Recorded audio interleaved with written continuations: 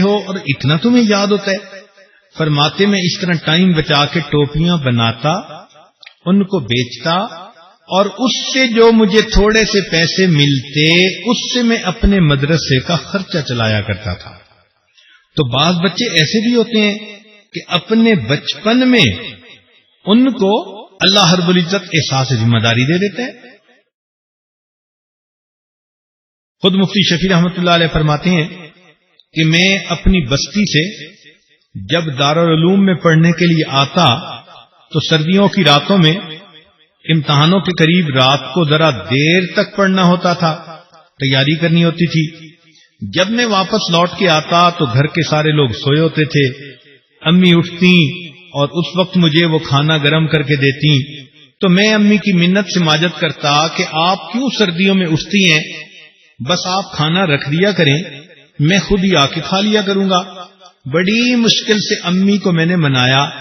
فرماتے کہ میں جب آتا تو سالن جمع ہوا ہوتا، میں اس کے اوپر سے جو جمی ہوئی تہتی وہ ہٹا دیا کرتا تھا اور ٹھنڈا کھانا کھا کر گزارا کر لیتا، لیکن میں اپنی تعلیم میں حرج آنے نہیں دیتا تھا۔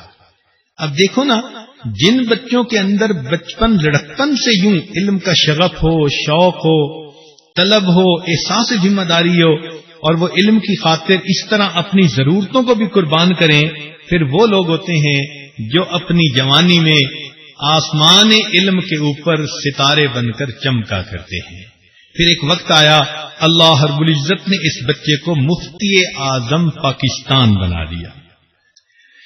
چنانچہ بچپن میں ایک تو بچے کا ذہن کچا ہوتا ہے، ماں باپ کو یہ چاہیے کہ وہ جن کے ساتھ کھیل رہا ہے اس پر بہت زیادہ توجہ دیں، اس لیے کہ دوست سے اتنا کچھ وہ سیکھتا ہے کہ جتنا وہ ماں باپ سے نہیں سیکھتا۔ بچی ہے تو سہیلی سے سیکھے گی، بچہ ہے تو اپنے دوست سے سیکھے گا۔ اس لیے مولانا یحییٰ رحمۃ اللہ علیہ فرماتے تھے کہ اگر بچہ بالکل کند ذہن ہو لیکن دوست اس کا نیک ہو تو اس بچے کی کشتی کبھی نہ کبھی کنارے لگ جائے گی، اور بچہ کتنا ہی ذہین کیوں نہ ہو، اگر دوست اس کا برا ہو تو کبھی نہ کبھی اس کی کشتی بیچ دریا میں ڈوب جائے گی۔ چنانچہ انہوں نے حضرت شیخ الحدیث رحمۃ اللہ علیہ کی کتنی اچھی تربیت کی کہ ان کے بیٹے پھر اپنے وقت کے شیخ الحدیث بنے، اور اللہ رب العزت نے ان کو کیا قبولیت عامہ عطا فرمائی۔ چنانچہ بعض بچے بچپن میں ہی سعادت کے آثار لے کر آتے ہیں، جیسے حضرت مولانا قاسم نانوتوی رحمۃ اللہ علیہ کے خاندان میں ان کے بچے تھے حافظ احمد صاحب۔ اللہ کی شان کہ ان کی شادی ہوئی تو ایک آدھ بچہ ہوا جو بچپن میں ہی فوت ہو گیا، پھر کچھ عرصہ بچے ہی نہیں ہوئے، امید ہی نہیں لگی، سب لوگ فکر مند تھے اور سب چاہتے تھے کہ خاندان قاسمی کا سلسلہ یہ چلتا رہے، علمی گھرانہ ہے اور یہ علمی یادگاریں آگے بڑھتی رہیں، قیامت تک ان کا فیض چلے، سب لوگ دعائیں کرتے تھے۔ چنانچہ کوئی امید ہی نہیں نظر آتی تھی۔ تو ایک مرتبہ کسی نے، ایک بزرگ تھے فتح پور کے رہنے والے، ان کی طرف کوئی جانے والا آدمی تھا، اس کو پیغام دے کر بھیجا کہ جی حافظ احمد صاحب کے لیے اولاد کی دعا کریں۔ یہ گئے اور انہوں نے جا کر پیغام بھی دیا۔ وہ بزرگ جانتے تھے اس خاندان کی علمی وجاہت اور علمی مقام کو، تو انہوں نے جب سنا تو تھوڑی دیر تو خاموش رہے، اور تھوڑی دیر خاموش رہنے کے بعد کہنے لگے ہاں ہاں بچہ ہوگا، حافظ ہوگا، قاری ہوگا، حاجی ہوگا، عالم ہوگا، اپنے وقت کا مقتدا ہوگا۔ یہ الفاظ کہے اور اس کے چند دن کے بعد امید لگ گئی ان کی اہلیہ کو، اور اللہ نے ان کو بیٹا دیا جو بڑے ہو کر حضرت قاری محمد طیب رحمت اللہ علیہ بنے۔ تو دیکھیے بسا اوقات ایسے بھی ہوتا ہے کہ ماں کے پیٹ سے ہی اللہ ان کو ولایت کا نور عطا فرما دیتا ہے، ایسی شخصیت میں پیدا ہونا تھا۔ تو بچپن میں بچے کو بہت ساری باتیں بچپن میں پیش آتی ہیں۔ ماں باپ کو معلوم ہونا چاہیے کہ بچے کو اس عمر میں ڈیل کیسے کرنا ہے۔ حضرت مفتی رشید احمد گنگوئی رحمۃ اللہ علیہ فرماتے ہیں کہ ایک مرتبہ والدہ نے دودھ دیا ہم دو بھائیوں کو، میرا بڑا بھائی تھا اور میں تھا، تو اب میں ضد کرنے لگا کہ پہلے میں پیوں گا۔ بھائی کے ہاتھ میں چونکہ والدہ نے گلاس لیا تھا، بھائی نے کہا کہ نہیں میں نہیں پینے۔ اب میں جتنا رو رہا ہوں، ضد کر رہا ہوں، بھائی کہتے ہیں کہ ہرگز نہیں میں پہلے پیوں گا۔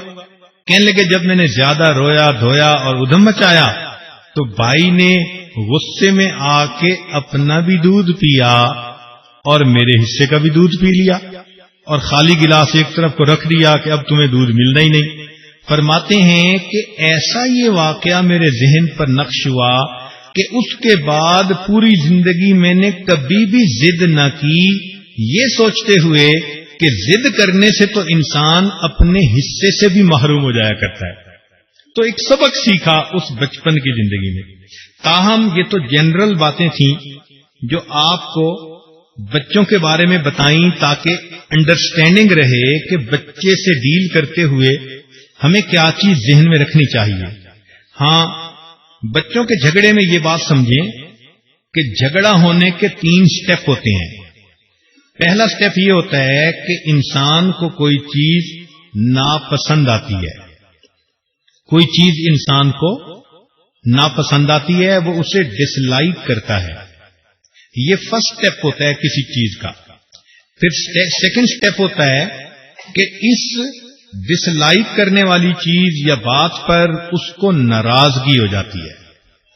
تو پہلا سٹیپ ناپسندیدگی، اور دوسرا سٹیپ ناراضگی، اور ناراضگی کے بعد تیسرا سٹیپ جا کر جھگڑا بنتا ہے۔ یعنی جھگڑا یکدم نہیں ہو جاتا، جھگڑے سے پہلے 2 سٹیپ اور بھی ہوتے ہیں۔ پہلا سٹیپ کسی چیز کا ناپسندیدہ ہونا، دوسرا سٹیپ کہ وہ اس پر کسی سے ناراضگی ہونا، اور ناراضگی کے بعد تیسرا سٹیپ کہ اس کے ساتھ پھر جھگڑا ہونا۔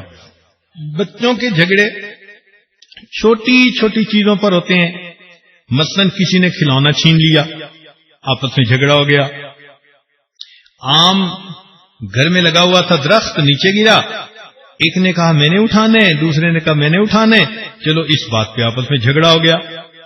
لو، ایک بچہ بڑا تھا ایک چھوٹا، بڑے نے چھوٹے کا منہ چڑھا دیا اور اس بات پر آپس میں جھگڑا ہو گیا۔ 2 بچے آپس میں کھیل رہے تھے، اب کھیلتے ہوئے ایک جیت گیا تو ہارنے والے نے جھگڑا کر دیا، رونا دھونا شروع کر دیا۔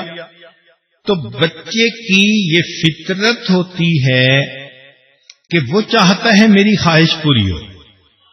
یہ بات ذرا توجہ سے سنیں کہ بچے کی اللہ نے یہ فطرت بنائی ہوتی ہے کہ وہ چاہتا ہے کہ میری بات پوری ہو۔